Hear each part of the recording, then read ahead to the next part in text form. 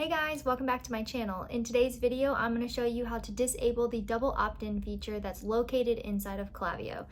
Okay, so once you get logged into your Klaviyo admin, on the left-hand side, you're going to scroll down to List and Segments, and I want you to click on that. The next thing you are going to do is you are going to scroll down and pick the list that you want to disable the double opt-in feature from.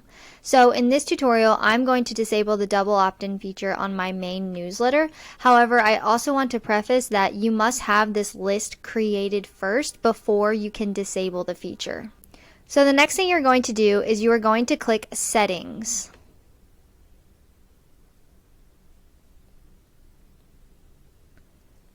And then you're going to click Consent on the left-hand side. If you scroll down, you'll see the opt-in process, and you'll notice how double opt-in is recommended, and that's what they usually by default have enabled. But you want to change that and click single opt-in.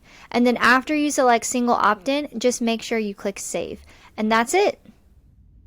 If you want to learn more about Shopify, different apps to use, Klaviyo, email marketing, or just business things in general, then consider subscribing to my channel. And if you already subscribed, then you know the drill. I will see you in the next video.